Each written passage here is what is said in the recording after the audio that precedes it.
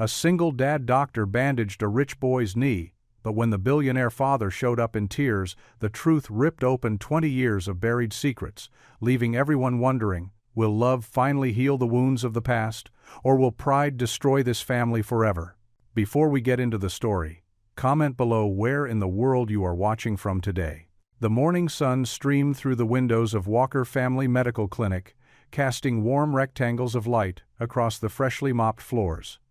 Dr. Ethan Walker moved methodically through his small but tidy clinic, preparing for another Saturday of walk-in patients.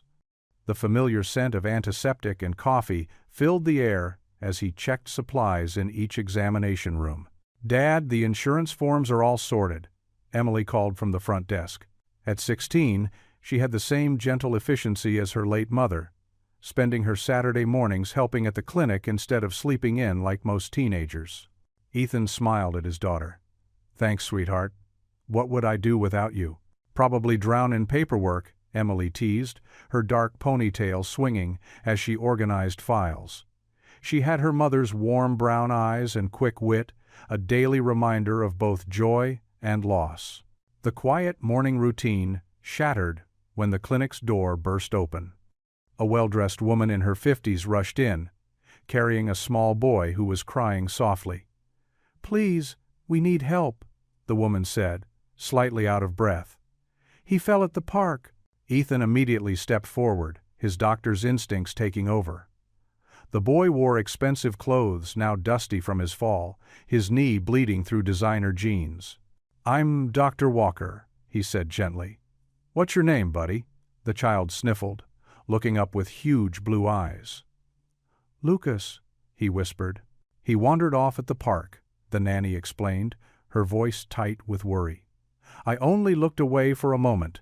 "These things happen," Ethan assured her, already leading them to an exam room. "Emily, could you bring us the first aid kit?" Emily nodded, quickly gathering supplies while Ethan helped Lucas onto the examination table. The paper crinkled beneath him as he sat, his small shoulders trembling. "That must have been scary," Ethan said softly, pulling up a rolling stool to sit at eye level with Lucas. "But you're being very brave." Lucas watched him intently, his tears slowing. The nanny hovered nearby, wringing her hands. "His parents will be so upset," she murmured. "Let's just focus on getting him fixed up," Ethan said, keeping his voice calm and steady. Emily appeared with the supplies, and Ethan began cleaning the scrape with gentle movements. "You know, Lucas, I once had a patient who thought they'd scraped their knee, but it turned out to be purple paint from an art project." A tiny smile appeared on Lucas's face. "Really? Really? Their mom was so worried until we wiped it off." Ethan carefully applied antiseptic. "This might sting a little, but I bet you're tougher than any purple paint monster." Lucas giggled despite himself, then winced slightly at the medication. But he didn't pull away, watching with fascination as Ethan worked. "You're doing great," Ethan encouraged, selecting a bandage. "Now, we have plain ones, or," he reached into a special drawer. "We have these cool ones with dinosaurs. What do you think?" "Dinosaurs?" Lucas's whole face lit up. "Excellent choice." Ethan smoothly applied the bandage, making sure it was secure but not too tight. "There we go. Those T-Rexes will help keep watch while you heal." Instead of hopping down, Lucas surprised everyone by suddenly throwing his arms around Ethan's neck. The nanny stepped forward, alarmed. "Lucas, dear, we don't—" But Ethan just returned the hug naturally, patting the boy's back. Something about this child tugged at his heart in a way he couldn't explain. Lucas felt small and warm against him, his trust complete and immediate. "You're nice," Lucas said, still holding on. "Like Mommy said." The nanny's face paled slightly. "Lucas, we should—" But Lucas was already pulling back to look at Ethan with those striking blue eyes. Something familiar about them made Ethan's chest tighten. The boy leaned forward conspiratorially, cupping his small hand around his mouth as he whispered words that stopped Ethan's world on its axis. "Mommy says you're my daddy." Ethan froze, his heart suddenly pounding so hard he could hear it in his ears. The examination room seemed to spin slightly as 20 years of buried memories crashed over him like a wave. Those blue eyes. He knew those eyes. They were the same ones that had looked at him with love, then tears, then goodbye, on that last autumn day when Grace had disappeared from his life without explanation. Grace. It couldn't be. But looking at Lucas, the shape of his face, the way his nose crinkled when he smiled, Ethan saw pieces of her everywhere. Ethan's hands trembled as he steadied himself against the examination table. "What did you say, Lucas?" His voice came out barely above a whisper. Lucas looked up at him with innocent blue eyes, his scraped knee momentarily forgotten. "Mommy told me once, when she was sad. She said you were my real daddy, but it was a secret." He swung his legs back and forth, the paper on the exam table crinkling beneath him. The nanny stepped forward quickly, her face pale. "Lucas, dear, we shouldn't—" "No, please." Ethan held up his hand, his heart thundering in his chest. "I need to understand." He turned back to Lucas, trying to keep his voice gentle despite the earthquake of emotions threatening to overwhelm him. "What's your mommy's name, buddy?" Before Lucas could answer, the nanny intervened again, wringing her hands. "Doctor, perhaps we should focus on his knee." "His mother," Ethan insisted, his normally calm demeanor cracking. "Please, I need to know." The nanny's shoulders slumped in defeat. She glanced at Lucas, then back to Ethan. "Grace," she said softly. "Grace Whitmore." The name hit Ethan like a physical blow. 20 years of carefully buried memories rushed back. Grace's radiant smile, her laugh that sounded like music, the way her hand fit perfectly in his. The sweet summer nights they'd spent dreaming of their future together. And then, the morning she'd simply vanished, leaving nothing but a hollow ache that had never fully healed. Emily, who had been standing quietly in the doorway, moved closer to her father. "Dad?" she asked, concern evident in her voice. Ethan gripped the edge of the counter, his knuckles white. "Grace," he repeated, the name both familiar and foreign on his tongue. He looked at Lucas, really looked at him now, and saw what he'd missed before. The shape of his eyes, the curve of his smile, the way he tilted his head when curious, all Grace's features. But there was something else too, something that made his chest tight with recognition. "I don't understand," he said, more to himself than anyone else. "She never told me, she just disappeared." The weight of 2 decades of questions pressed down on him. "Why didn't she tell me?" The nanny's expression softened with sympathy. "It's complicated, Dr. Walker. There were circumstances—" "Circumstances?" Ethan's voice cracked. "I loved her. We were going to get married. Then one day, she was just gone. No explanation, no goodbye." He ran a hand through his graying hair trying to process this earth-shattering revelation. "And now you're telling me, Lucas Island." "I'm sorry," the nanny said quietly. "It wasn't my place to say anything. But Lucas has heard things, fragments of conversations. He's a perceptive child." Lucas reached out and touched Ethan's hand, his small fingers warm and trusting. "Don't be sad," he said. "Mommy gets sad too when she talks about you." Ethan felt tears burning behind his eyes. All these years, he'd thought Grace had simply stopped loving him, had chosen a different life. But now, looking at Lucas, this beautiful, innocent boy, who might be his son, he realized there had to be more to the story. The timing would be right. The resemblance was there. But why had Grace kept this from him? 1,000 questions raced through his mind. Had she been forced to leave? Was she threatened? What role had the powerful Whitmore family played in her disappearance? And, most importantly, was Lucas really his son? Emily moved to stand beside her father, placing a supportive hand on his shoulder. The gesture steadied him, reminded him of his responsibilities. He was still a doctor first, and Lucas still needed his care. "Let's finish taking care of that knee," he said, forcing himself to focus on the present moment. His hands shook slightly as he cleaned the scrape and applied a bandage, but his touch remained gentle. "There's a dinosaur on it!" Lucas exclaimed, admiring the colorful bandage. "T-Rex," Ethan managed to smile. "Only the coolest bandage for a brave boy like you." The clinic door suddenly burst open with a bang that made everyone jump. Heavy footsteps echoed through the waiting room, followed by an authoritative voice that seemed to fill every corner of the small clinic.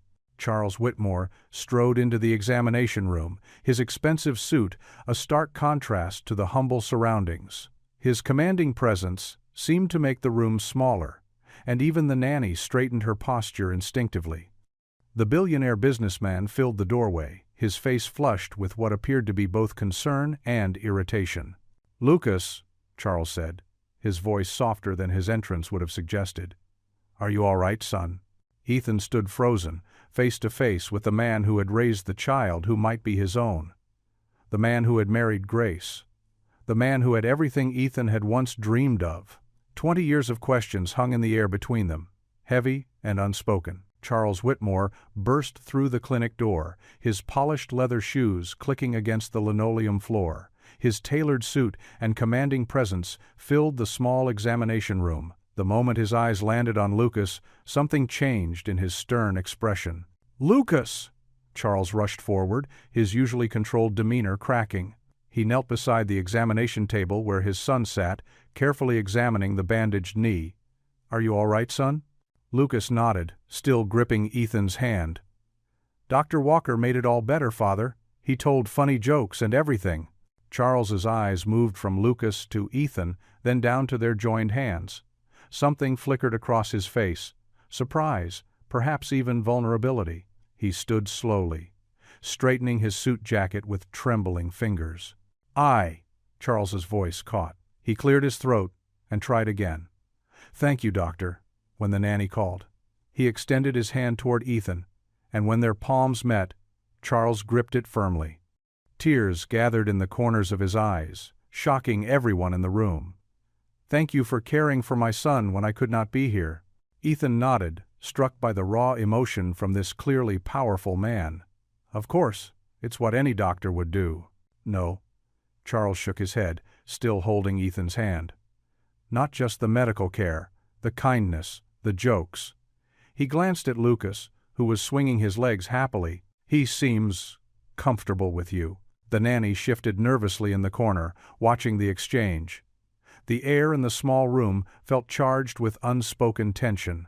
"Daddy," Lucas said suddenly, reaching for Ethan again. "Can you tell another joke?" The word hung heavy in the air.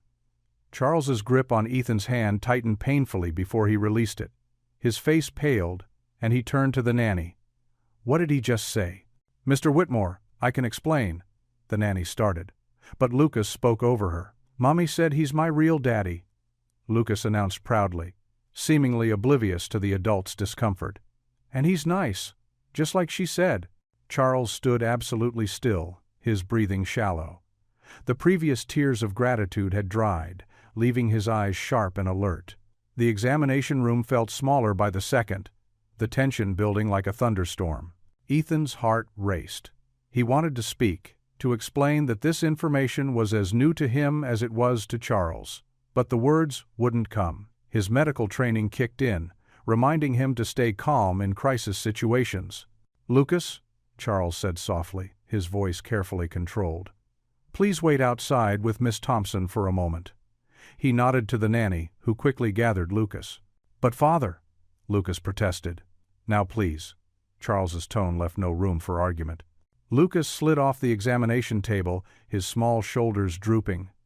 He looked back at Ethan with such trust and hope that it made the doctor's chest ache. The nanny ushered him out, closing the door behind them. For a long moment, neither man spoke. The clock on the wall ticked loudly, marking each second of silence. Charles paced the small room, his expensive shoes squeaking against the floor. "Mr. Whitmore," Ethan finally said, "I had no idea about any of this until today.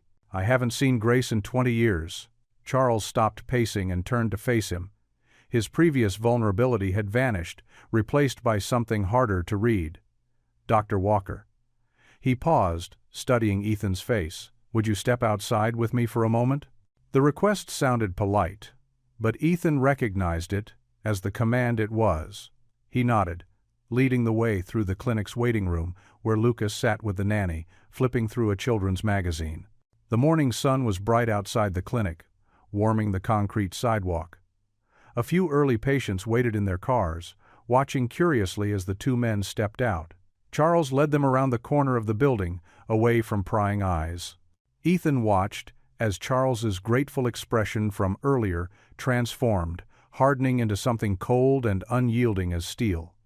The businessman squared his shoulders, turning to face the doctor who had just treated his son, the doctor who, according to Lucas, was so much more than just a small-town physician. The fluorescent lights buzzed faintly in the clinic's dim hallway as Charles Whitmore led Ethan away from the examination room. His earlier tears had vanished, replaced by a cold, calculating stare that made the narrow space feel even smaller. The worn linoleum floor and aging wallpaper stood in stark contrast to Charles's immaculate appearance.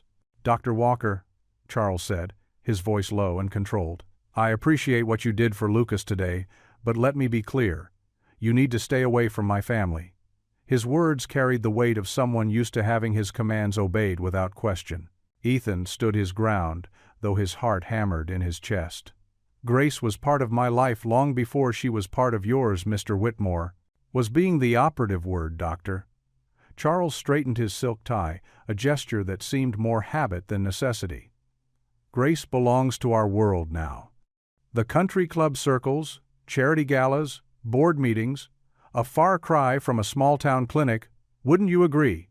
The dismissive glance Charles gave to the clinic's modest surroundings made Ethan's jaw clench. "Is that why she disappeared 20 years ago? Because I wasn't worthy of your world? You really don't understand, do you?" Charles's laugh was hollow, devoid of warmth. "Grace made her choice. She chose security, stability, and a future that you could never provide. The past should stay in the past." "She chose?" Ethan stepped closer, his voice quiet but firm. "Or you made that choice for her?" Something flickered in Charles's eyes, a mix of anger and something else, something almost like guilt.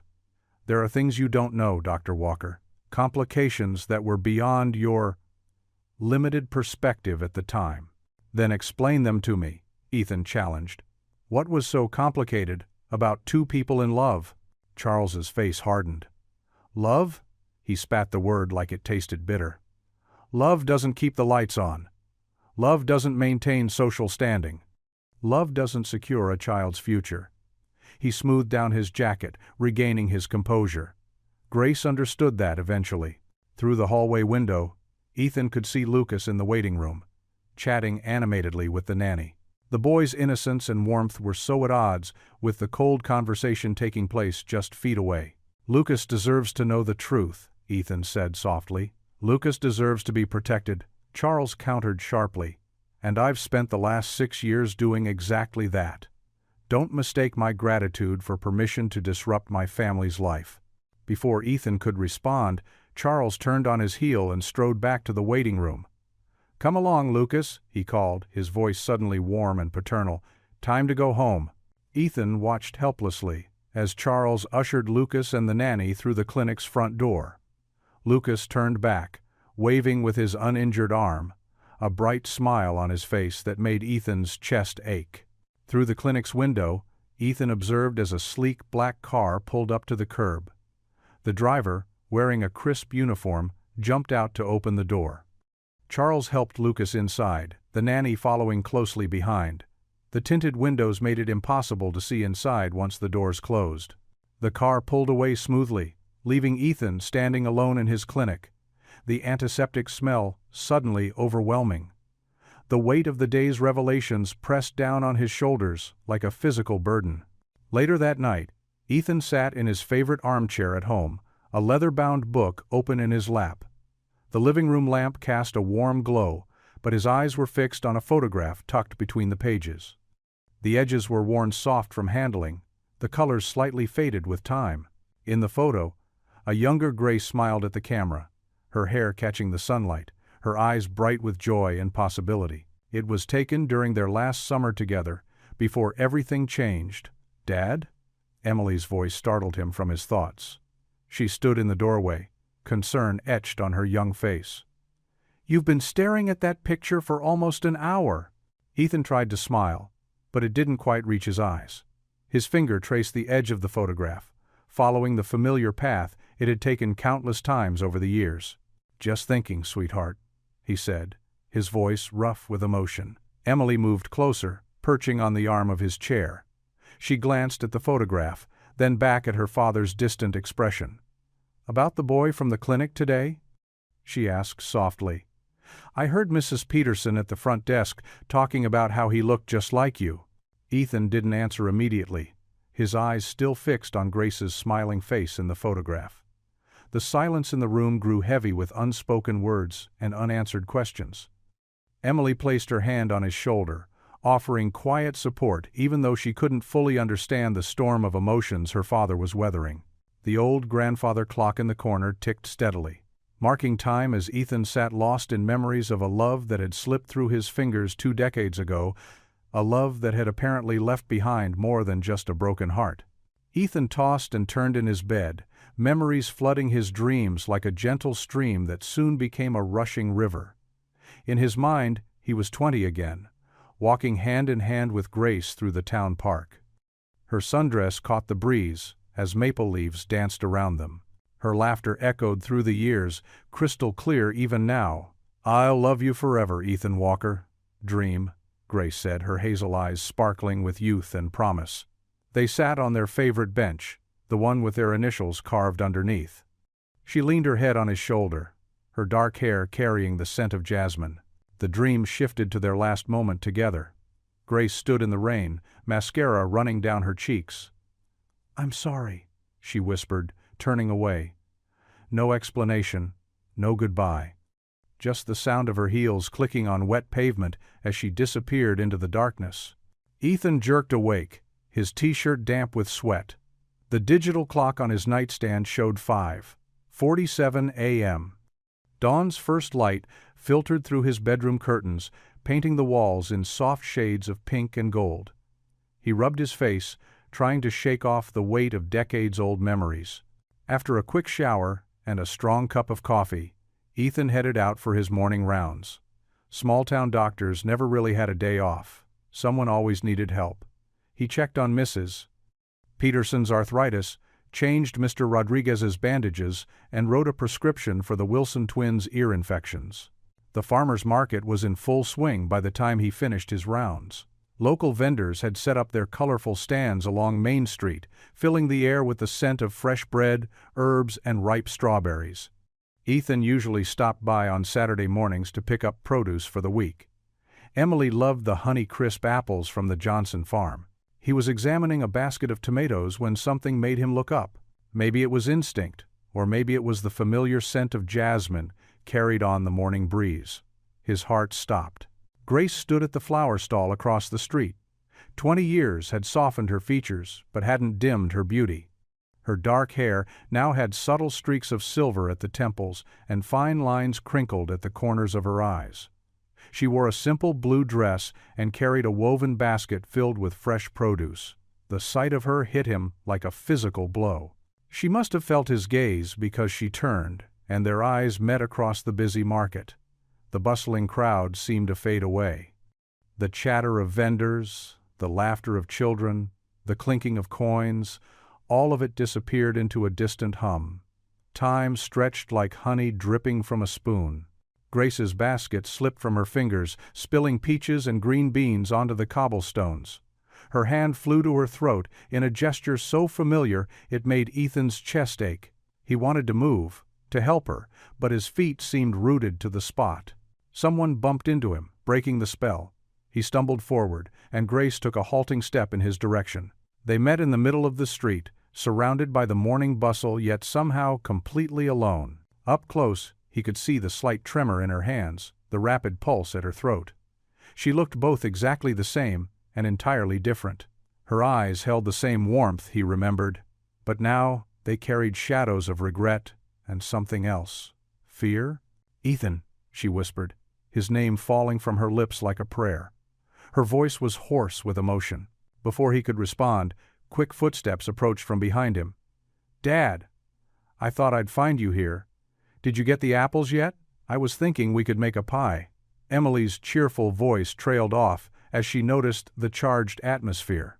Ethan watched as his daughter's sharp eyes took in the scene, the scattered produce at Grace's feet, the intense way they were looking at each other, the palpable tension in the air. Emily's expression shifted from confusion to understanding, and then to something more complex.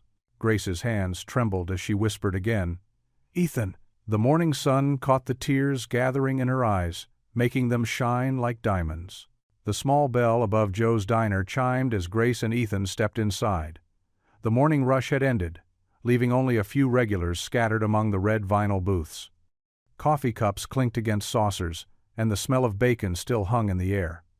Emily had gone to school, leaving them alone with 20 years of silence between them.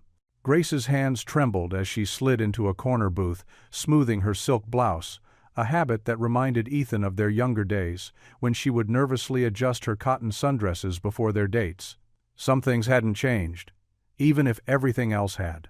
"2 coffees, please," Ethan called to Sally, the waitress who'd served him breakfast nearly every Sunday for the past decade. She nodded, giving Grace a curious glance.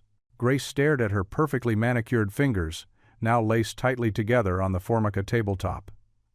"I don't know where to begin," she whispered. The beginning would help. Ethan's voice was gentle but firm. "The day you left without a word." Sally arrived with their coffees, and Grace waited until she walked away before speaking. "My father." Her voice cracked. She took a sip of coffee, gathering strength.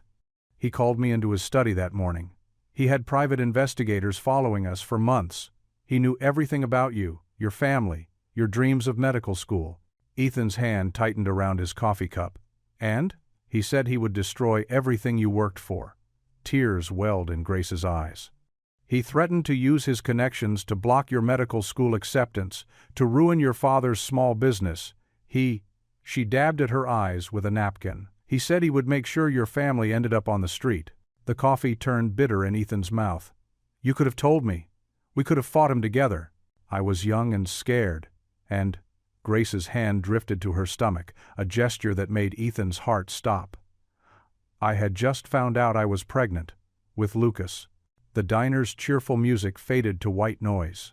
Ethan felt the world tilt on its axis. Lucas Island. Yes. Grace's tears fell freely now. "He's your son. I wanted to tell you so many times. Every day for 20 years I've wanted to tell you." Ethan pushed his coffee aside, memories flooding back.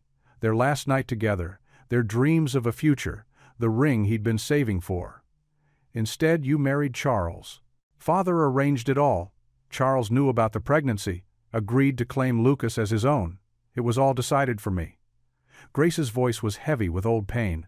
"I thought I was protecting you, protecting our baby, but I've lived with this guilt every day. And Lucas? How did he learn about me?" Grace wiped her eyes. "He found an old photo last year, hidden in my jewelry box. You were wearing your first white coat at the clinic. He asked who you were, and I couldn't lie to him anymore. I told him you were his real father, but made him promise to keep it secret." Ethan's anger warred with his instinct to comfort her. His hand moved across the table, almost of its own accord, and brushed against her fingers. They were cold, just like they used to be on their winter walks. "I never stopped loving you," Grace whispered, turning her hand to grasp his. "Every time I saw Lucas smile, I saw you. He has your kindness, your gentle heart. Charles has been good to him, but Lucas always sensed something was missing. All these years," Ethan's voice was rough, "I thought you'd chosen wealth over love. I never imagined that my father could be so cruel." Grace's laugh was hollow. "He built his empire on being cruel. But seeing Lucas with you at the clinic, how naturally he trusted you. I know I should have been braver back then." Ethan looked at their joined hands, feeling the weight of 2 decades of loss and might-have-beens. "Lucas deserved to know his father. I deserve to know my son." "You're right." Grace squeezed his hand. "I was wrong to let fear rule me for so long. But Charles still has all the power. He's threatened to take Lucas, if I ever—" She trailed off, looking down at their entwined fingers. "If you ever came back to me," Ethan finished softly. Grace nodded, fresh tears spilling. "I can't lose Lucas. He's all I have. All these years, loving him was the only thing that kept me going. That, and memories of you." The morning light streamed through the diner's windows, casting a warm glow on Grace's face. Despite the years and pain between them, Ethan could still see the girl he'd fallen in love with, her gentle spirit shining through the elegant facade she'd been forced to wear. "I watch him sleep sometimes," Grace continued, her voice barely above a whisper. "And I pray he'll forgive me one day for all the lies, for keeping him from you." Ethan felt his anger melting away, replaced by a deep ache for all they'd lost. "Lucas is an amazing boy. You did well with him, Grace. He needs you in his life, Ethan. He needs his real father." Grace's eyes met his, full of hope and fear. "But Charles will never allow it. Not without a fight." The coffee had grown cold between them, forgotten in the weight of their confessions.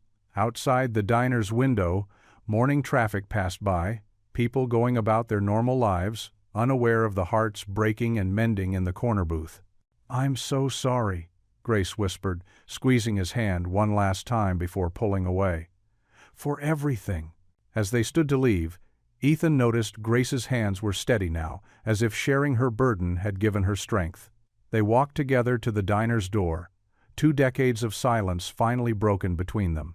Outside, a black town car idled across the street, its tinted windows reflecting the morning Sunday. Grace stiffened at the sight of Charles's driver watching them, his presence a stark reminder of the walls still standing between them. The evening sun cast long shadows through the clinic windows as Ethan straightened the last of his patient files. His mind kept drifting back to the coffee shop, to Grace's trembling hands and tear-filled eyes as she finally revealed the truth. The weight of 20 years of questions lifted, only to be replaced by a new heaviness. Emily leaned against the doorframe of his office, her dark hair pulled back in a messy ponytail. She'd been watching him all evening with that careful, knowing look she'd inherited from her mother. "Dad," she said softly, "you've read the same file 3 times now." Ethan set down the folder and rubbed his tired eyes. "That obvious, huh? You've been somewhere else all day." Emily pulled up a chair and sat across from him. "It's about that woman from the market, isn't it, Grace?" The sound of her name made his heart squeeze. Ethan nodded slowly, studying his daughter's face. She was so young, yet so perceptive. "There's something I need to tell you, sweetheart, about Grace and about Lucas." Emily's eyes widened slightly. "The little boy from yesterday? The one who called you Daddy?" "Yes." Ethan's voice grew gentle. "Emily, before I met your mother, Grace and I were in love. We were young, planning a future together. Then she disappeared without a word." He paused, choosing his words carefully. "Today, I learned why. Her father forced her to marry someone else, Charles Whitmore." "The billionaire?" Emily sat up straighter. "But what about Lucas? Why did he say—" "Because it's true," Ethan said quietly. "Lucas is my son. Grace was already pregnant when her father made her leave. She never told me." Emily fell silent, processing this information. Her fingers played with the hem of her shirt, a nervous habit she'd had since childhood. "So, I have a brother?" "Half-brother," Ethan corrected gently. "But Emily, I need you to know that nothing changes how much I love you. You're my daughter, my heart." Tears welled in Emily's eyes. "I know that, Dad." She reached across the desk and squeezed his hand. "Is that why you've been so sad? Because you missed them?" "I didn't know what I was missing until yesterday," Ethan admitted. "But yes, finding out about Lucas, seeing Grace again, it's brought up a lot of feelings I thought were long buried." The next morning, a familiar face appeared in the clinic waiting room. Lucas sat swinging his legs on a chair, dressed in pressed khakis and a blue polo shirt, while his nanny filled out paperwork. His face lit up when he saw Ethan. "Dr. Walker!" Lucas jumped up, nearly dropping the toy car he'd been playing with.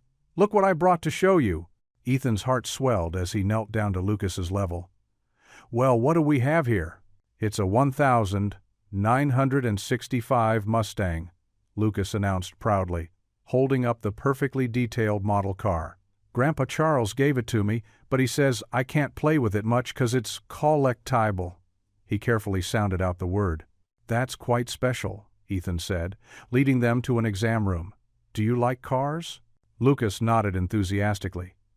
I have lots of toy cars, but most aren't fancy like this one. Sometimes I make racetracks with my blocks." He paused, looking up at Ethan with hopeful eyes. "Do you like cars too?" "I do," Ethan smiled, remembering his own childhood collection. "When I was your age, I had a whole box of Hot Wheels cars. My favorite was a red fire truck." "I have a fire truck too," Lucas bounced on the exam table.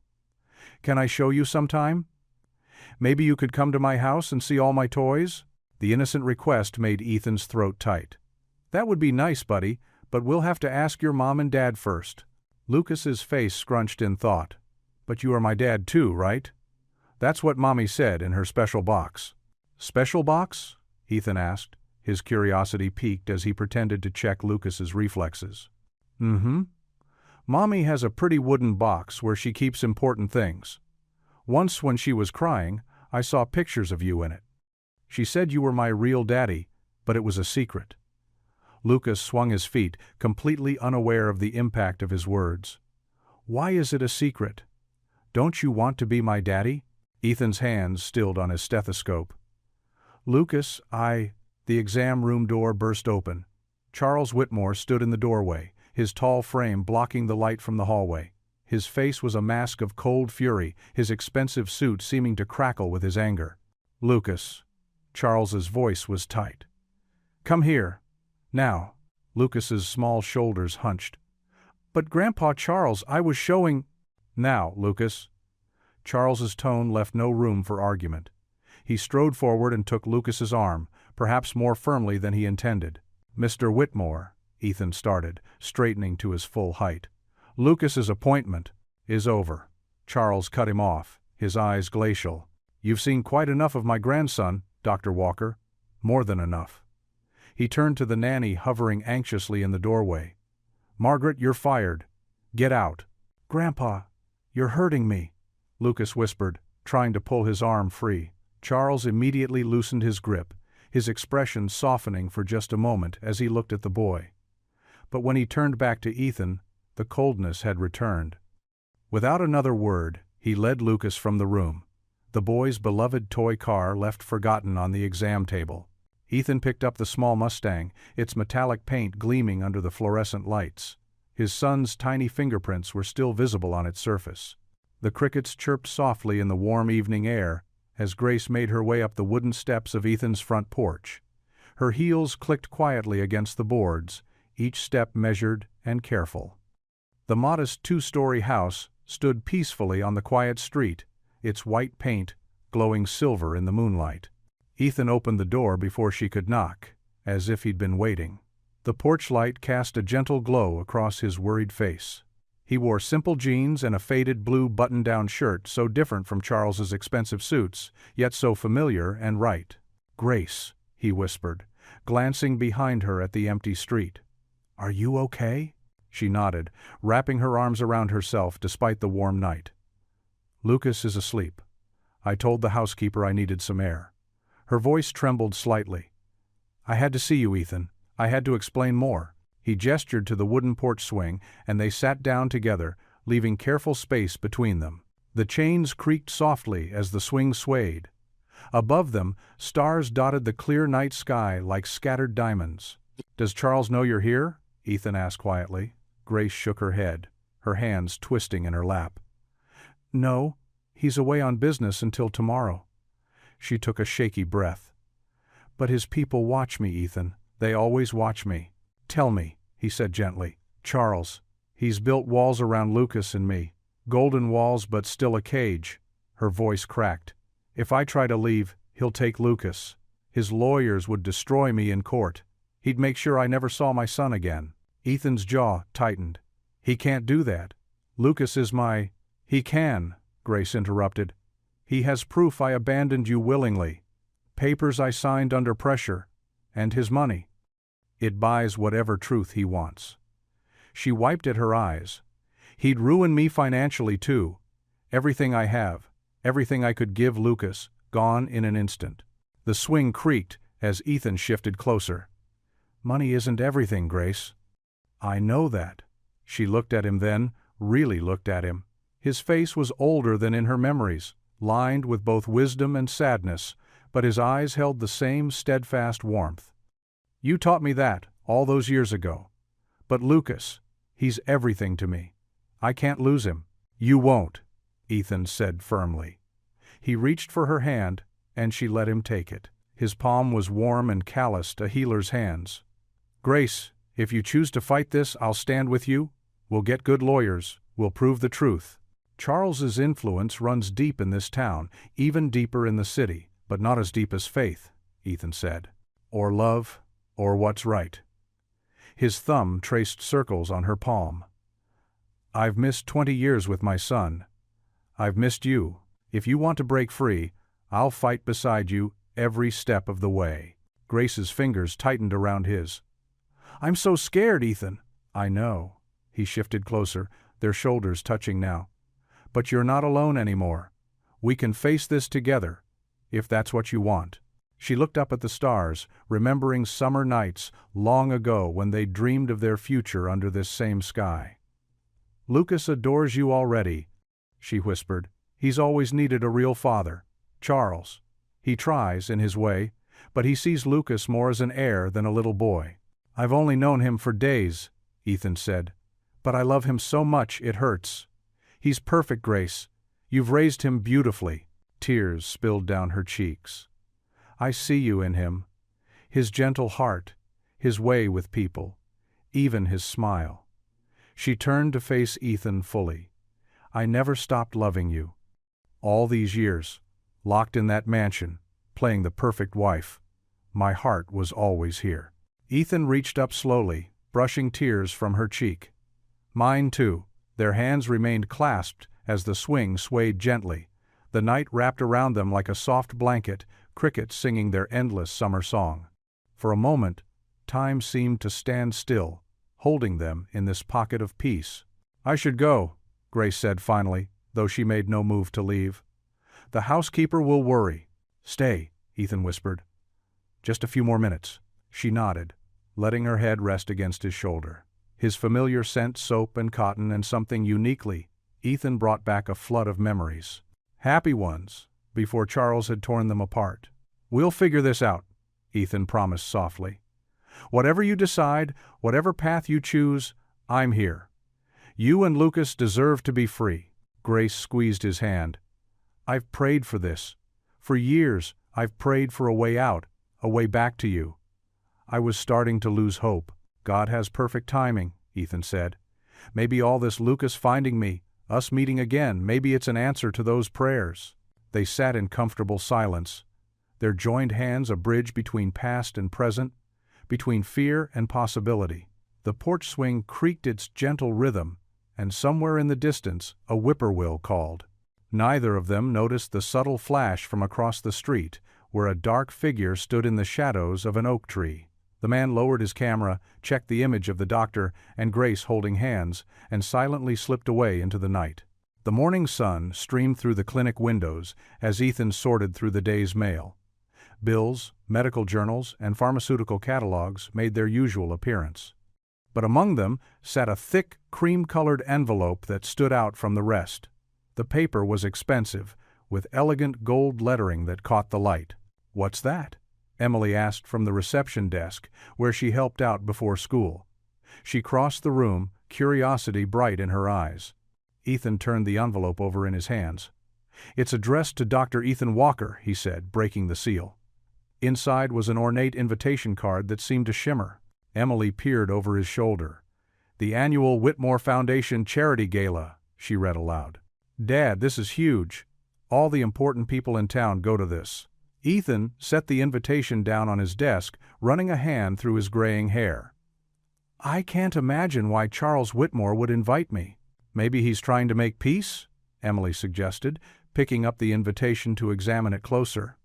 "Or maybe Grace arranged it? Or maybe it's a trap," Ethan muttered, turning to organize patient files.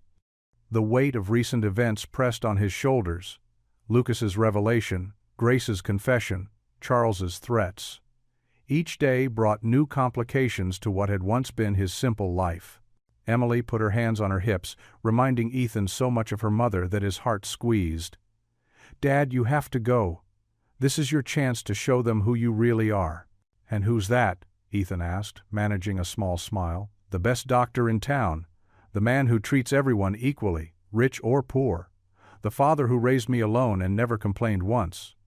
Emily's voice grew soft. "The man Grace never stopped loving." Ethan sat heavily in his desk chair, the invitation seeming to mock him from where it lay. "It's not that simple, honey. Nothing worth fighting for ever is," Emily said wisely. She glanced at the clock. "I better get to school, but promise me you'll think about it." Before Ethan could answer, the clinic door chimed. Mrs. Rodriguez, one of his regular patients, shuffled in with her wooden cane. Her weathered face lit up when she saw him. "Dr. Walker, just the person I needed." She made her way to the counter, pulling out a container. "I brought you some of my tamales. You looked too thin last visit." Ethan accepted the container with genuine warmth. "Mrs. Rodriguez, you spoil me." She noticed the invitation on his desk, her eyes widening. "Ah, the Whitmore Gala. My daughter serves at those events. Very fancy." She patted Ethan's arm. "You should go, doctor. Show those rich folks what a real healer looks like." Throughout the day, more patients noticed the invitation. Old Mr. Jenkins, who'd trusted only Ethan with his heart condition for 15 years, insisted he needed to attend. "You've saved half the town at one point or another," he declared. "Let them see what matters isn't the size of someone's wallet, but the size of their heart." By afternoon, Ethan's phone buzzed with a text from an unknown number. His pulse quickened when he read it. "I'll be there. Please come. G." Emily returned after school to find Ethan still at his desk, lost in thought. The invitation sat before him, no longer looking quite so intimidating. "Well?" she asked, dropping her backpack by the door. Ethan looked up at his daughter, so young, yet wise beyond her years. "Would you help me pick out a tie?" he asked quietly. Emily's face broke into a wide grin. "I thought you'd never ask." That evening, Ethan stood before the mirror in his bedroom, adjusting his only suit. It was navy blue, well made, but showing signs of age around the cuffs. He'd bought it for Emily's school awards ceremony last year, never imagining he'd wear it to a Billionaire's gala. The man in the reflection looked both familiar and strange. His dark hair was neatly combed, touched with silver at the temples. The suit fit well enough, though it couldn't compare to Charles's tailored wardrobes. But his eyes held determination beneath the nervousness, and his shoulders were straight with dignity earned through years of service to his community. "You look great, Dad," Emily said from the doorway. She held up 2 ties, one striped, one solid blue. "Which one?" Ethan reached for the blue one, his hand slightly unsteady as he looped it around his collar. In the mirror, he caught Emily's encouraging smile, and something settled in his chest. He might not belong in Charles Whitmore's world of wealth and power, but he knew who he was. A doctor, a father, a man who had never stopped loving Grace, even when she vanished from his life. The tie knotted smoothly under his fingers. Looking at his reflection one last time, Ethan straightened his shoulders. Whatever Charles's reason for inviting him, he would face it with the same quiet strength that had carried him through all these years. The invitation sat on his dresser, gold lettering, catching the last rays of sunset through the window. In 2 days, he would step into Charles's world. But he would do so as himself. Dr. Ethan Walker, small-town doctor, single father, and a man who still believed in second chances. The grand ballroom of the Whitmore estate shimmered like something out of a fairy tale. Crystal chandeliers cast dancing light across polished marble floors, while waiters in crisp black suits weaved through clusters of guests carrying silver trays of champagne. The air buzzed with classical music and the gentle clink of glasses. Ethan tugged at his collar, feeling out of place in his simple navy suit among the sea of designer tuxedos and evening gowns. He stood just inside the entrance, his heart hammering against his ribs as curious eyes turned his way. "That's the small-town doctor," a woman in diamonds whispered behind her hand to her companion. "The one who treated the Whitmore boy." "I heard he runs that little clinic on Oak Street," another murmured. "Barely charges his patients." Ethan squared his shoulders, remembering Emily's words from earlier. "Just be yourself, Dad," she had said, straightening his tie. "That's more than enough." He made his way through the crowd, nodding politely at the occasional familiar face, mostly patients who seemed equally surprised to see him here. The ballroom was decorated in shades of gold and cream, with elaborate flower arrangements adorning every table. Everything screamed wealth and privilege, a world so far removed from his modest clinic that it felt almost like stepping onto another planet.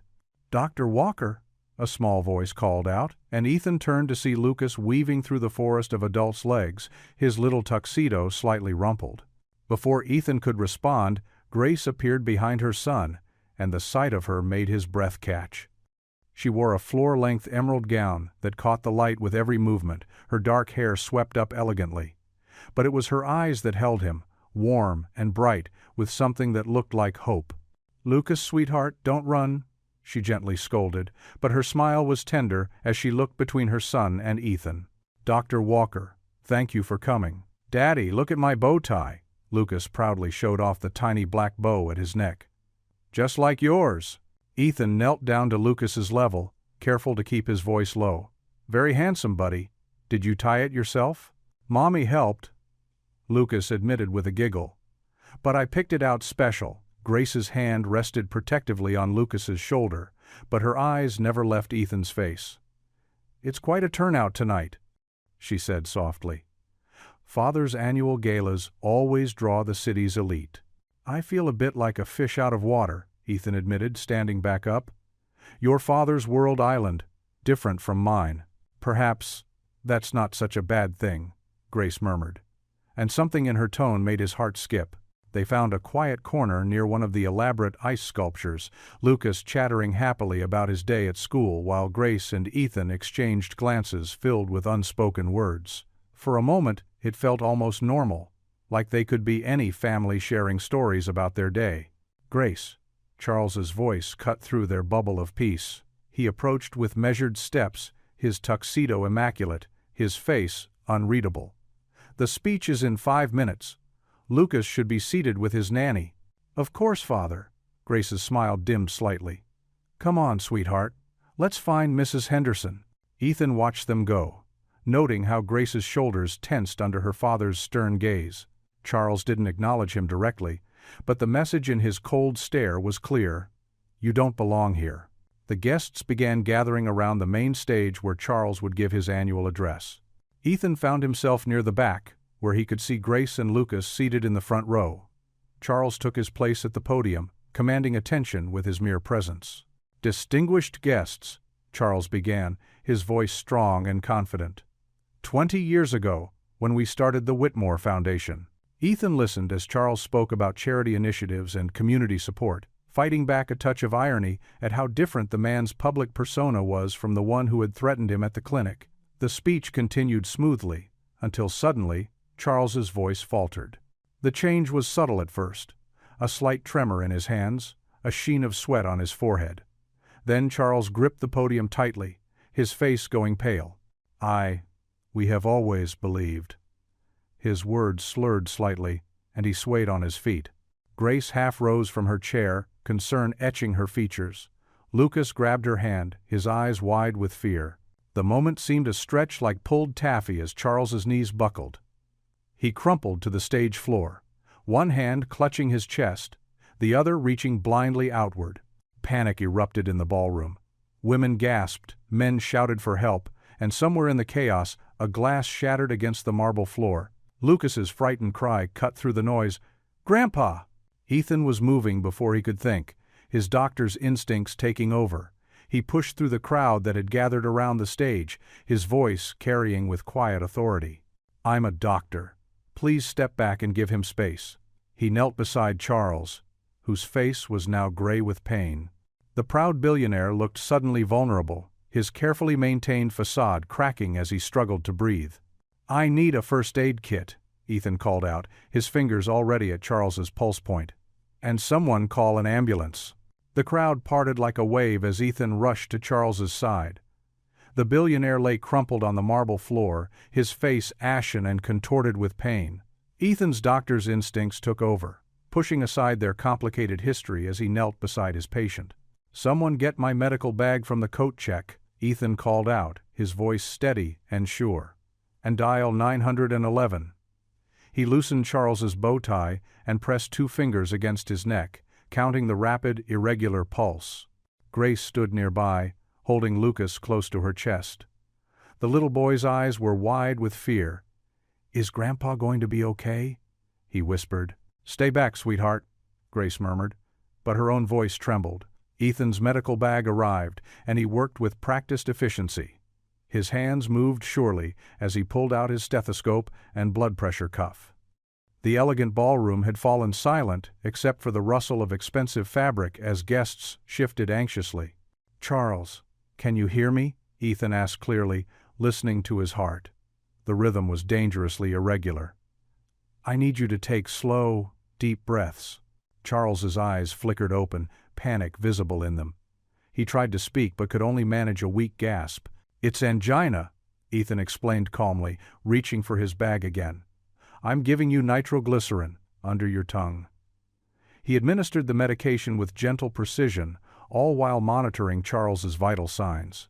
Lucas squirmed in Grace's arms. "Daddy's helping him," he said with complete trust, and several nearby guests exchanged meaningful looks. Minutes ticked by like hours. Ethan stayed focused, speaking softly to Charles, checking his pulse regularly. Gradually, color began returning to the older man's face. His breathing eased, and the terrible tension in his body slowly released.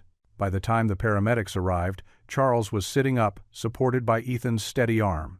The emergency team quickly confirmed Ethan's diagnosis and treatment. "You saved my life," Charles said quietly as they prepared to load him onto a stretcher.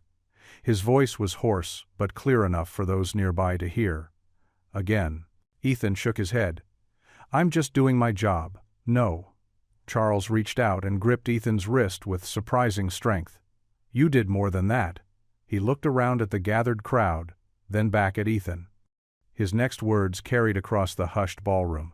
"I've been wrong about you, Dr. Walker. Very wrong." Grace stepped closer, still holding Lucas. Tears sparkled in her eyes. "This man," Charles continued, his voice growing stronger, "is everything I claimed to value but failed to recognize. Honor, dedication, true strength." He paused, breathing carefully. "I let wealth and pride blind me to what matters most." The gathered crowd hung on every word. Even the paramedics paused respectfully. "You could have let bitterness guide your actions tonight," Charles said to Ethan. "God knows I've given you reason. Instead, you showed the same compassion you give to all your patients." He squeezed Ethan's wrist again. "The same love you've always shown my daughter and grandson." A soft murmur rippled through the crowd. Grace pressed her free hand to her mouth, tears flowing freely now. "I've spent years protecting what I thought was my family's dignity," Charles admitted. "But tonight, you showed me what dignity truly means." He released Ethan's wrist and reached for Grace's hand instead. "Forgive me, both of you." Lucas wiggled down from his mother's arms and ran to hug Ethan's legs. "See, Grandpa? I told you Daddy was good." A warm wave of appreciative laughter swept the room, breaking the tension. Someone started to applaud, and others quickly joined in. The sound swelled until it filled the grand ballroom, echoing off the crystal chandeliers. The paramedics finally moved forward to transfer Charles to the stretcher. As they wheeled him toward the door, he called out one last time, "Dr. Walker, Ethan, thank you." Grace stepped close to Ethan, slipping her hand into his. Lucas stayed pressed against his legs, and for a moment they stood together as a family, while the applause continued around them. "I should go to the hospital with Father," Grace said softly, but she didn't let go of Ethan's hand. "We'll all go," Ethan replied, squeezing her fingers gently. "Together."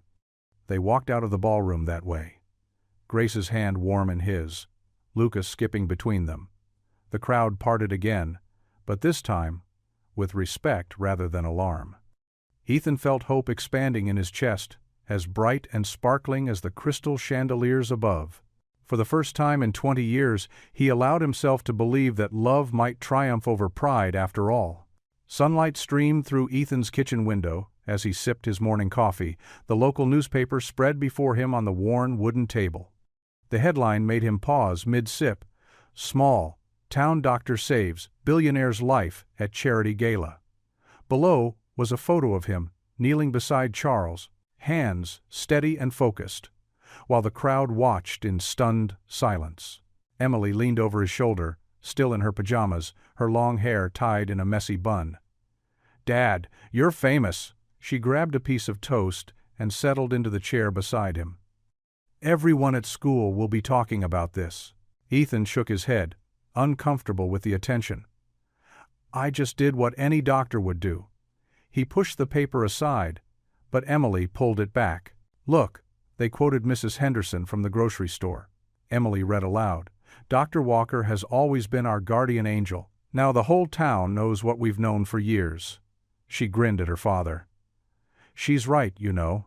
The doorbell rang, interrupting their breakfast. Ethan opened the front door to find Grace standing there, more beautiful than ever, in a simple blue dress, her eyes bright with something that looked like hope. "I had to come," she said softly, stepping inside.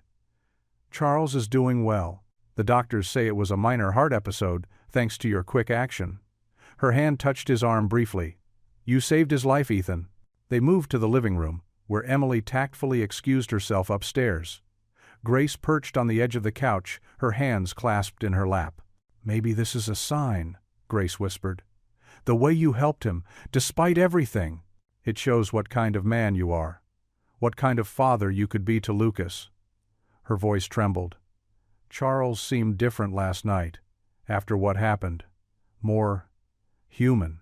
Ethan sat beside her, careful to maintain a small distance. "Grace, The clinic's bell chimed downstairs, followed by heavy footsteps on the stairs that led to his apartment above. Before either could move, Charles burst through the door, his face flushed with anger despite his recent health scare. "I should have known I'd find you here," he snarled at Grace. Though his designer suit was impeccable as always, his hands shook slightly, whether from rage or lingering weakness was hard to tell. "Charles, you should be resting," Grace started, rising to her feet. "Silence!" Charles's voice cracked like a whip. He turned to Ethan, who stood calmly facing him. "You think saving my life gives you the right to steal my family? That one moment of medical competence makes you worthy of the Whitmore name?" "I don't want your name, Charles," Ethan replied evenly. "I want what was taken from me 20 years ago, my chance to love Grace, to be a father to my son." Charles's laugh was bitter. "Your son? Lucas is my heir. I raised him, shaped him, gave him everything you never could. And now you think you can walk in and claim him?" "Nobody's claiming anybody," Ethan said, his voice firm but gentle. "Lucas deserves to know both his fathers, to be loved by both of us." "Love?" Charles spat the word. "What about stability, position? Do you think your small-town practice can provide the education he needs? The opportunities?" He stepped closer to Ethan, his voice dropping to a dangerous whisper. "I'll bury you in court battles. Every patient you've ever lost, every mistake you've ever made, I'll turn it all into scandal. You'll lose your practice, your reputation, everything." Grace moved between them, her face wet with tears. "Stop it, both of you. This isn't about winning or losing. This is about family." The tension was broken by small footsteps on the stairs. Lucas appeared in the doorway, having followed his grandfather up from the clinic where the nanny waited. His small face crumpled at the sight of the adults arguing. "Daddy?" he said uncertainly, looking at Ethan. Then his eyes shifted to Charles. "Grandpa? Why are you yelling?" Ethan started to step back, trying to defuse the situation, but Lucas ran forward and wrapped his arms around Ethan's legs. "Please don't go away," the boy pleaded, his voice muffled against Ethan's pants. "I want both my daddies. Please?" Grace covered her mouth with her hand, tears flowing freely now. Charles stood rigid, watching his grandson cling to the man he'd spent decades trying to erase from their lives. "You can't fight this forever, Charles," Grace said through her tears. "Love isn't something you can control with money or threats." Lucas looked up at Ethan, his small fingers clutching the fabric of his pants. "Promise you won't leave?" he asked, his bottom lip trembling. The room hung suspended in that moment, Charles breathing heavily by the door, Grace crying silently, Lucas holding on to Ethan as if he could keep their fragile new family together through sheer will, and Ethan, standing straight and steady, a pillar of quiet strength in the storm of emotions. The drive home from the clinic was silent. Ethan's knuckles were white on the steering wheel as streetlights cast moving shadows across his face. Emily watched her father, concern etched in her young features.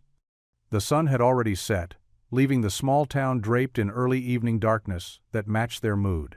Inside their modest two-story house, Ethan dropped his keys in the wooden bowl by the door, a habit that usually brought comfort in its familiarity. Tonight, it just felt hollow. Emily followed him to the kitchen, where he mechanically began pulling out ingredients for dinner.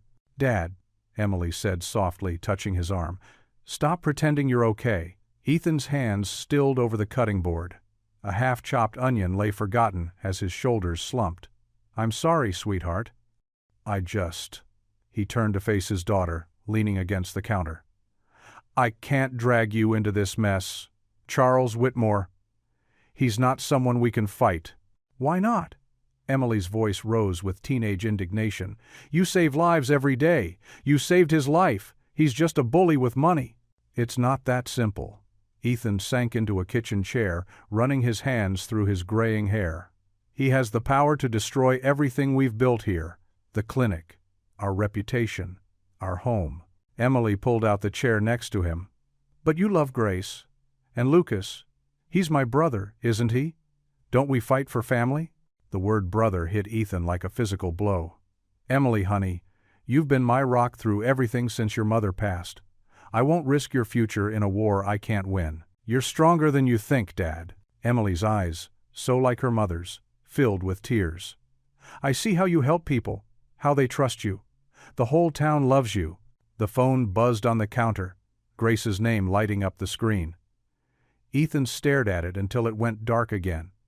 Emily watched the pain flash across his face. "She's scared," Emily whispered. "Just like you." Later that evening, Ethan received a text from Grace. "I'm sorry. I can't lose Lucas. Please understand." Each word felt like ice in his chest. He typed and deleted several responses before simply turning off his phone. The next few days blurred together. Ethan buried himself in work, taking extra shifts at the clinic. He treated sprained ankles, ear infections, and seasonal allergies with mechanical precision. His gentle bedside manner remained, but patients noticed the light had dimmed in his eyes. Mrs. Henderson, bringing her grandson in for a checkup, lingered after the appointment. "Dr. Walker," she said, her weathered hand touching his arm, "whatever's troubling you, remember, God doesn't give us more than we can handle." Ethan managed a weak smile, but couldn't find words to respond. How could he explain that handling it meant walking away from his own son? Emily tried to help in her own way, making his favorite meals and leaving encouraging notes in his lunch bag. But she couldn't hide her own sadness when Lucas stopped coming to the clinic for his checkups. Grace kept her distance. Ethan glimpsed her once at the grocery store, but she turned down another aisle before their eyes could meet. Lucas's voice carried across the store. "Mommy, can we visit Dr. Walker?" And Ethan hurried to the checkout before he could hear her response. One night, well after midnight, Ethan sat alone in his clinic. The fluorescent lights hummed overhead, casting harsh shadows across empty chairs in the waiting room. Charts lay unfinished on his desk, but he couldn't focus on them. The silence felt oppressive. He thought of Lucas's bright smile, of Grace's trembling hand in his at the gala, of Emily's fierce belief in him. The weight of everything he stood to lose, and everything he'd already lost, pressed down on his chest until it was hard to breathe. Walking into the waiting room, Ethan looked at the walls lined with children's artwork, gifts from grateful young patients over the years. Among them was a new drawing Lucas had made during his last visit. Stick figures of himself holding hands with both Ethan and Charles, "My two dads," written in crooked letters above. Ethan sank into one of the worn waiting room chairs, the same chair where he'd first treated Lucas's scraped knee. The memory of the boy's trust, his innocent revelation, felt like another lifetime ago. "Lord," he whispered into the empty room, his voice rough with unshed tears, "I don't know if I'm strong enough for this. I don't know how to let them go again." His words echoed slightly in the silence. "Please, give me the strength to do what's right. To protect Emily, to respect Grace's choice, he swallowed hard, to say goodbye to my son."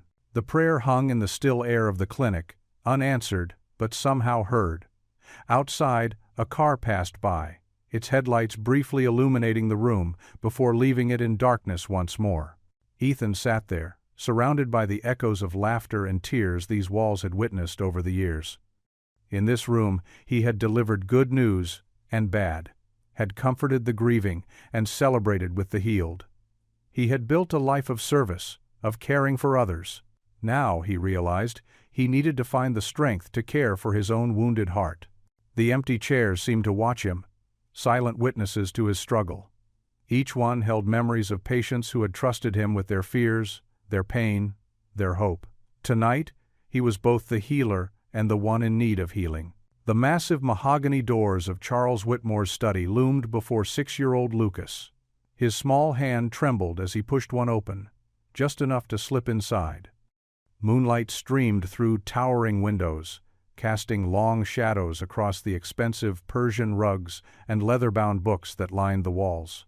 Lucas clutched his children's Bible close to his chest, the one his mother had given him, with its soft blue cover and golden cross. He'd been taught that God listened to prayers anywhere, but somehow this scary room felt right for such an important request. The boy's designer shoes barely made a sound as he tiptoed across the floor, finding a spot near his grandfather's enormous desk. The leather chair behind it seemed to touch the ceiling, like a throne. Lucas knelt carefully, the way his mother had shown him, and closed his eyes. "Dear God," he whispered, his voice small but clear in the quiet room. "Please help my daddies be friends." In the doorway, Charles Whitmore froze. He'd been heading to his study for a late-night brandy, but now he stood motionless, watching his grandson pray in the moonlight. "I love Grandpa," Lucas continued, "but he's always angry at my other daddy, the nice doctor who fixed my knee and makes people better." His little hands clasped tighter around the Bible. "Mommy cries a lot when she thinks I'm sleeping. I don't want anyone to be sad anymore." Charles felt something crack inside his chest. The boy's simple words cut through decades of pride and prejudice like a knife through butter. "And God," Lucas added, "could you please make Grandpa's heart better? He looked really sick at the party." He paused, thinking hard. "Oh, and thank you for my new sister Emily, even though she's bigger than me." Charles pressed a hand against the doorframe, steadying himself. The mention of his health made his chest twinge, a reminder of his mortality that he'd been trying to ignore. "Amen," Lucas finished, making the sign of the cross just like Grace had taught him. As the boy started to stand, Charles quickly stepped back into the shadows of the hallway. He watched Lucas shuffle out of the study, Bible held tight, completely unaware of his audience. Charles waited until the sound of small footsteps faded before entering his study. The room felt different, somehow charged with the innocent faith of a child's prayer. He lowered himself into his leather chair, the same spot where Lucas had knelt moments before. His hand shook as he reached for the crystal decanter of brandy. The familiar burn of the alcohol couldn't wash away the image of his grandson praying for peace between his two fathers. Charles had spent years building walls around his heart, protecting his family's reputation, controlling every aspect of their lives. But now, those walls were crumbling, brought down by the simple prayers of a 6-year-old boy. He set the glass down hard, spilling drops of amber liquid on his desk. The pressure in his chest was building again, that same crushing sensation from the gala. Charles tugged at his silk tie, but it didn't help. Sweat beaded on his forehead as the room began to spin. "Sir?" His butler appeared in the doorway, alerted by the sound of the glass hitting the desk. "Are you all right?" Charles tried to respond, but the words wouldn't come. The pressure was overwhelming now, radiating down his left arm. He slumped forward, knocking the brandy glass over completely. "Sir!" The butler rushed forward, catching Charles before he could slide from the chair. "Mrs. Whitmore," he shouted toward the hallway. "Come quickly." Grace appeared in seconds, still dressed, though it was late. Her face went pale at the sight of her father-in-law gasping for breath. "Call an ambulance," she ordered the butler, hurrying to Charles's side. "No," Charles managed to whisper between labored breaths. "No hospitals." "Father, please," Grace begged, taking his hand. "You need help." Lucas appeared in the doorway, drawn by the commotion. His eyes went wide with fear. "Grandpa?" "Take him to his room," Grace told the nanny who had appeared behind him. As Lucas was led away, his frightened voice echoed down the hall. "Is Grandpa going to heaven?" The question seemed to pierce Charles's fog of pain. He gripped Grace's hand harder, shaking his head. "Not hospital," he insisted again. "The doctor. Get the doctor." Grace understood immediately. "You want me to call Ethan?" Charles managed a weak nod, his face gray with pain. Grace's hand shook as she pulled out her phone, scrolling to a number she'd memorized but rarely dared to use. It rang 3 times before a familiar voice answered. "Ethan?" Her voice cracked with desperation. "Please, we need you. It's Charles. He's having another attack, worse than before. He's refusing to go to the hospital, but he asked for you specifically." She paused, fighting back tears. "Please come." She gave him the address quickly, then turned back to Charles. The proud billionaire was slumped in his chair, breath coming in short gasps, looking nothing like the intimidating figure who had threatened Ethan just hours before. "Lucas," Charles whispered, "keep him away. Don't let him see." Grace nodded, squeezing his hand. "Martha," she called to the nanny hovering nearby, "please make sure Lucas stays in his room. Read him a story. Anything to keep him distracted." As the nanny hurried away, Grace heard Lucas's voice from upstairs. "Is Dr. Daddy coming to make Grandpa better?" The simple question hung in the air, echoing the prayer Charles had overheard earlier. Grace didn't know if it was pain or emotion that caused the tear that slipped down her father-in-law's cheek. "Help me get him to the sofa," she told the butler. They carefully moved Charles to the leather couch near the windows where he could lie flat. Grace sat beside him, still holding his hand, feeling the weak but rapid pulse in his wrist. "I'm sorry," Charles whispered, his voice barely audible. "So sorry." "Shh," Grace soothed, though her heart clenched at the rare words. "Save your strength. Ethan will be here soon." Charles closed his eyes, his breathing still labored. In the quiet study, the moonlight continued to stream through the windows, illuminating the spot where Lucas had knelt in prayer just minutes before. Grace found herself adding her own silent prayer to her son's. "Please God, let Ethan arrive in time. Let this be a beginning rather than an end." The phone's shrill ring pierced the quiet of Ethan's home at 2 a.m. His heart jumped as Grace's trembling voice came through the line. "Ethan, please. It's Father. Something's terribly wrong." Within minutes, Ethan was pulling on his clothes and grabbing his medical bag. Emily appeared in his doorway, already dressed. "I'm coming with you," she said firmly. The determination in her eyes matched his own. The streets were empty as Ethan's old pickup truck rumbled through town toward the Whitmore estate. Emily sat quietly beside him, her hand resting on his arm. The mansion's iron gates swung open automatically as they approached, security cameras tracking their arrival. Grace met them at the grand entrance, her face pale with worry. Her silk robe couldn't hide her trembling. "He's upstairs," she whispered. "The private doctor is stuck in Boston, and Father," he refused the ambulance. They followed her up the curved marble staircase, their footsteps echoing in the cavernous space. Lucas waited at the top, clutching his Bible. His eyes lit up at the sight of Emily, who immediately went to him. Charles's bedroom was larger than Ethan's entire first floor, but all the luxury seemed hollow now. The billionaire lay against silk pillows, his face ashen, struggling for breath. Monitors beeped ominously beside the bed, private medical equipment that probably cost more than Ethan's clinic. "I told you not to call him," Charles wheezed, but the usual steel in his voice had rusted to desperation. Ethan ignored the protest, setting his worn leather medical bag on the bedside table. He pulled out his stethoscope, the same one he'd used on Lucas's first visit. "Grace, what medications is he taking?" As Grace listed them, Ethan's hands moved with practiced efficiency, checking vital signs and listening to Charles's labored breathing. The rhythm was worryingly irregular, but not yet critical. "Mr. Whitmore," Ethan said, his voice gentle but firm. "Your heart is struggling, but we can help it if you let me stay and monitor you through the night. The alternative is the hospital.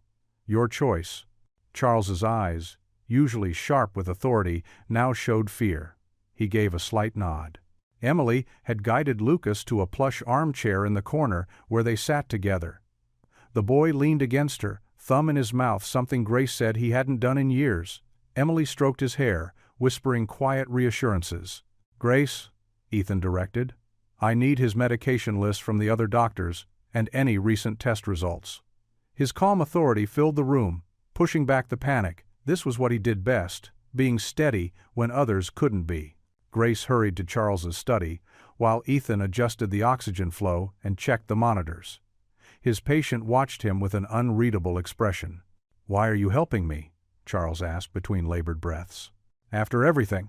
"Because that's what doctors do," Ethan replied simply. "And because your grandson prayed for you tonight." Charles's eyes shifted to Lucas, curled trustingly against Emily. Something in his face softened.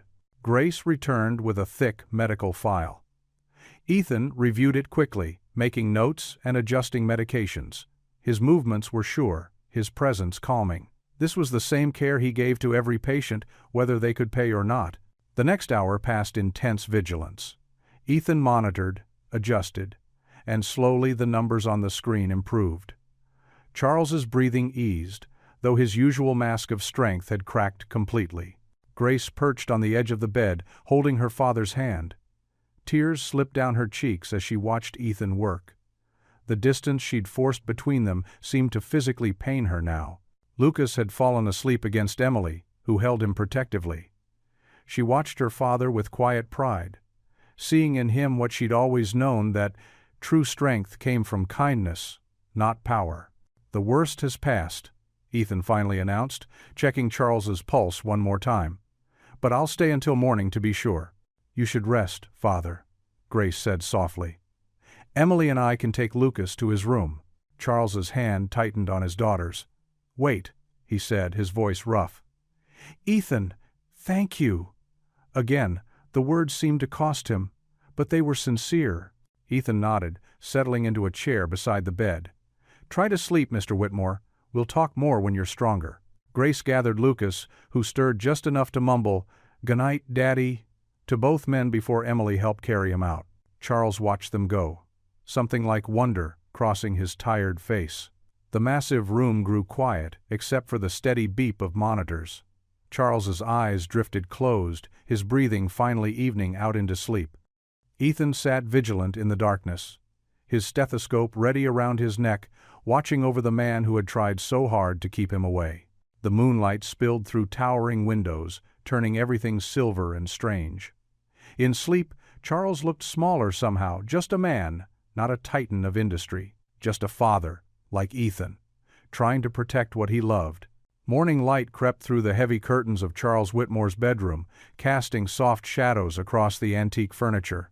The billionaire's eyes fluttered open, his vision gradually focusing on the figure beside his bed. There sat Ethan Walker, tie loosened and sleeves rolled up, reviewing medical charts with tired but vigilant eyes. Charles shifted slightly, his silk sheets rustling.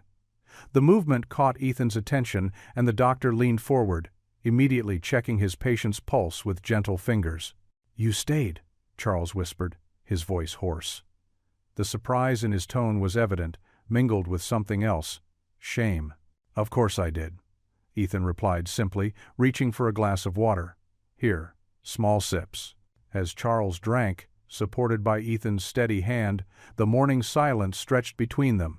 The businessman's usual commanding presence had diminished, replaced by a vulnerable humanity that seemed foreign on his features. "Why?"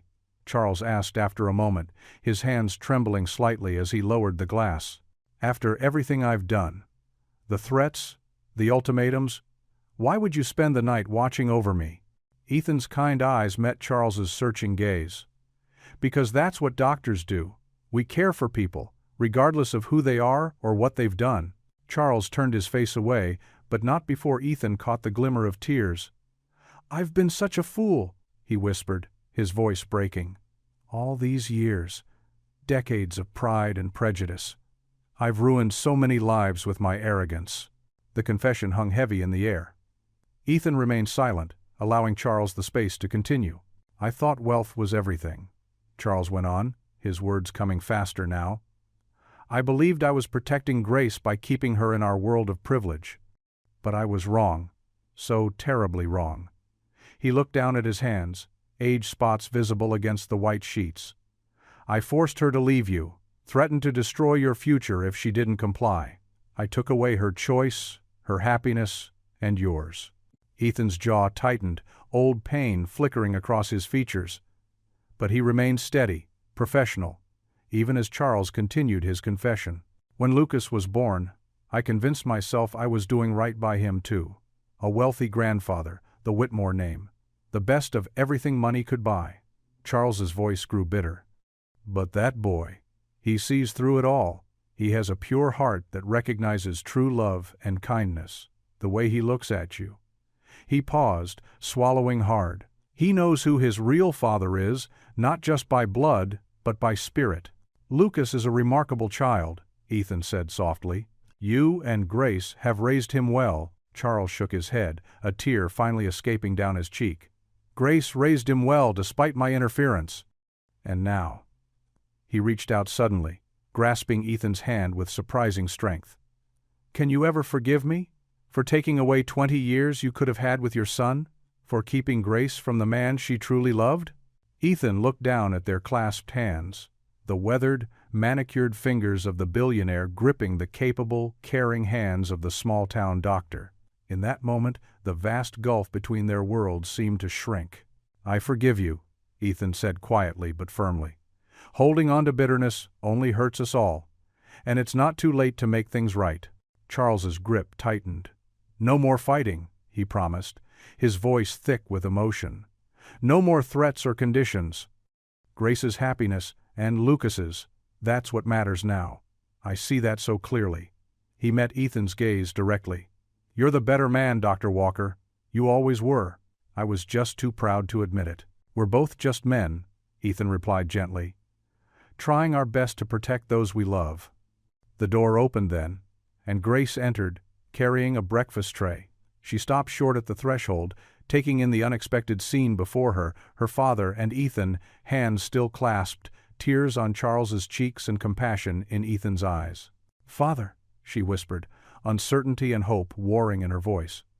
"Is everything all right?" The breakfast tray trembled slightly in her hands as she waited for an answer, the morning light catching the tears already forming in her eyes. The small white church stood bathed in golden morning light, its weathered steeple reaching toward a cloudless sky. Through the open windows, hymns drifted out into the warm spring air, carrying with them the sweet scent of fresh flowers from the garden beds that lined the walkway. Inside, the wooden pews creaked gently as the congregation settled. Charles Whitmore sat near the front, his usual tailored suit replaced by a more modest Sunday outfit. Though still pale from his illness, his eyes held a new warmth as he watched Lucas bounce excitedly between him and Ethan, who sat just beside them. Grace's hand rested lightly on Ethan's arm, her cream-colored dress catching the colored light from the stained glass windows. Emily sat on Ethan's other side, occasionally sharing knowing smiles with Lucas whenever the little boy pointed out something in his children's Bible. The small-town congregation had welcomed them without fanfare or fuss. Mrs. Henderson, who ran the local bakery, had simply squeezed Grace's hand and whispered, "It's so good to have you home, dear. Old Mr." Peterson, the retired schoolteacher, had tipped his hat to Charles with the same respect he showed everyone. As the final hymn ended, Pastor Mike stepped forward, his kind face beaming. "Before we conclude our service today, Mr. Whitmore has asked to say a few words." A gentle murmur rippled through the church as Charles slowly rose. He gripped the pew in front of him for support, waving off Ethan's instinctive move to help him. The billionaire cleared his throat, his voice carrying clearly through the hushed sanctuary. "For most of my life," Charles began, "I measured worth by the size of bank accounts and the power of influence." He paused, looking down at Lucas, who gazed up at him with complete trust. "I was wrong, dead wrong. The silence in the church deepened as Charles turned to face Ethan. "This man beside me, Dr. Ethan Walker, I once viewed him as beneath my family's station. I did everything in my power to keep him away from my daughter and grandson." His voice cracked slightly. "But when I lay dying, he came without hesitation. When I pushed him away, he stayed. When I needed forgiveness, he offered it freely." Grace dabbed at her eyes with a tissue as Charles continued. "Ethan showed me what true wealth looks like. It's not in my mansion or my companies. It's in the way my grandson's face lights up when he sees both his fathers together. It's in the grace my daughter showed me despite my mistakes. It's in the compassion of a doctor who puts healing hearts above holding grudges." Lucas slipped his small hand into Charles's, then reached for Ethan's too, standing proudly between them. A few soft amens echoed from the congregation. "Today," Charles said, his voice growing stronger, "I want to publicly acknowledge what I should have done 20 years ago. Ethan Walker is not just my daughter's love, he is family, the father of my grandson. A man I am now proud to call my son." Tears glistened in Ethan's eyes as Charles extended his free hand. Without hesitation, Ethan clasped it firmly. The congregation broke into warm applause, led by Emily's enthusiastic clapping.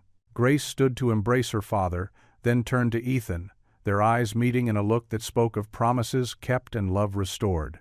Lucas bounced on his toes between them, his face glowing with pure joy. After the service, they gathered on the church steps in the late morning sunshine. The congregation filed past, offering quiet congratulations and warm handshakes. Mrs. Henderson pressed a fresh apple pie into Grace's hands, while Mr. Peterson showed Lucas a smooth stone from his pocket collection.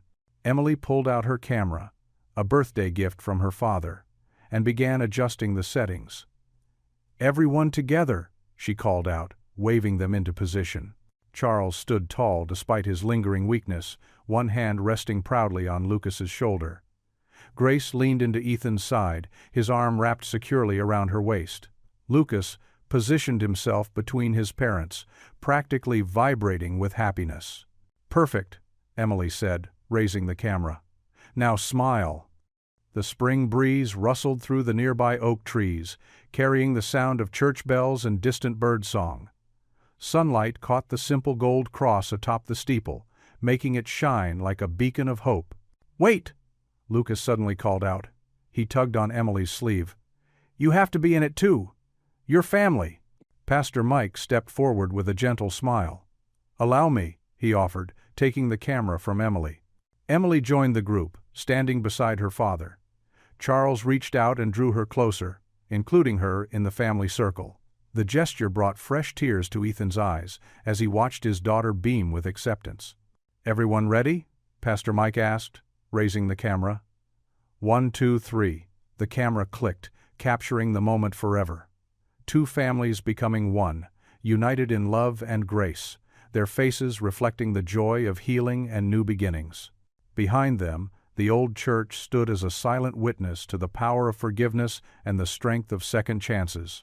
The warm spring breeze rustled through the trees at Wilson Park, carrying the sweet scent of blooming flowers across the grassy area where Ethan spread out a checkered blanket.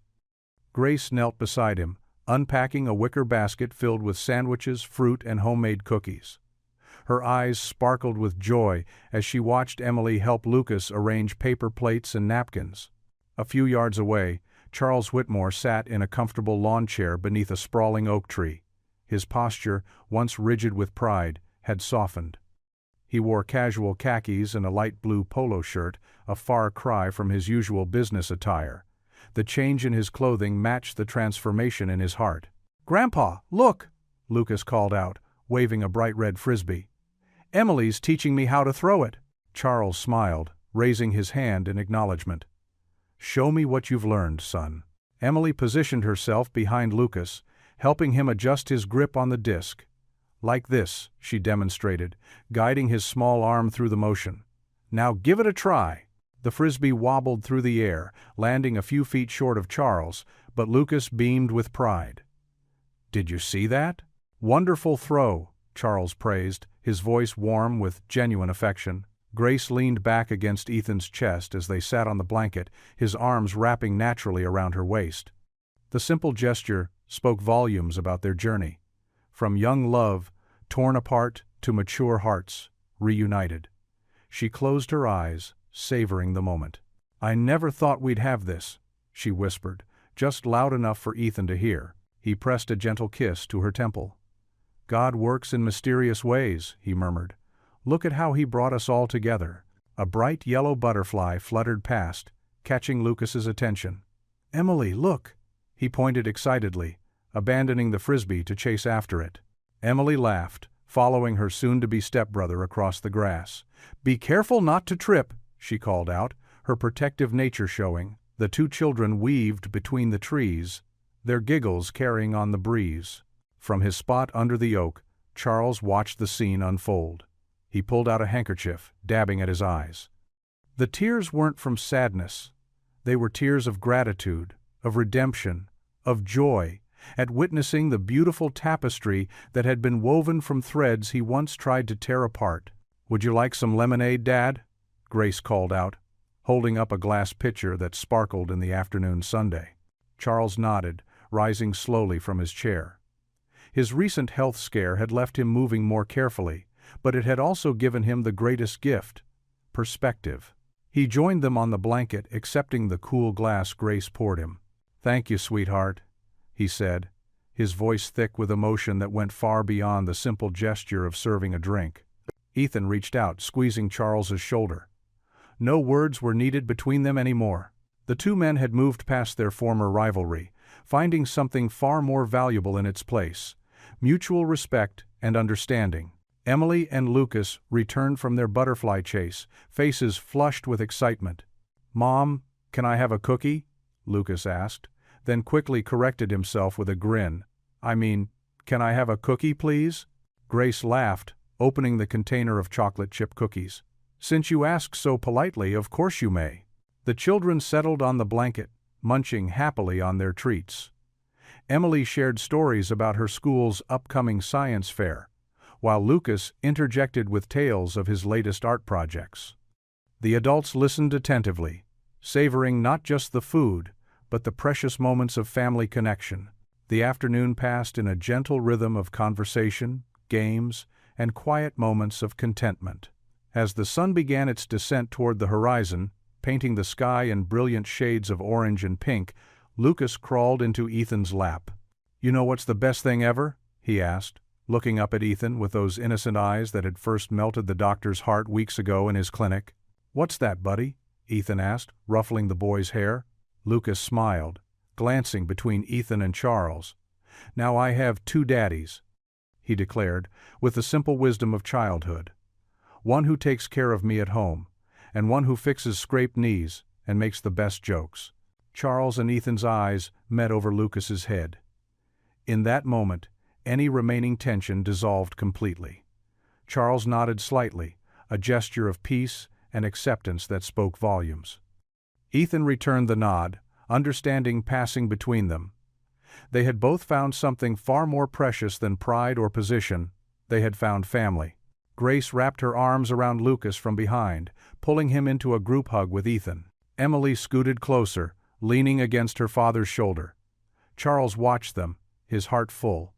The setting sun cast long shadows across the park, but there were no more shadows between them. They had all stepped into the light of forgiveness, acceptance, and love. They sat together as the sky turned purple and the first stars began to twinkle overhead. The park where it had all begun, where a little boy's scraped knee had set in motion a chain of events that would heal not just physical wounds, but the deeper injuries of the heart, now bore witness to their completion as a family. In the gentle evening air, surrounded by the people he loved most in the world, Lucas settled contentedly between his two fathers, a living bridge between worlds once divided, now united by love stronger than any fortune could buy. What would you do if you were in their place? Comment your answer below and let's see how you'd rewrite the ending. If you enjoyed the story of Dr. Ethan Walker, I handpicked the next story that you will enjoy. Please don't miss this one. Click here to watch it.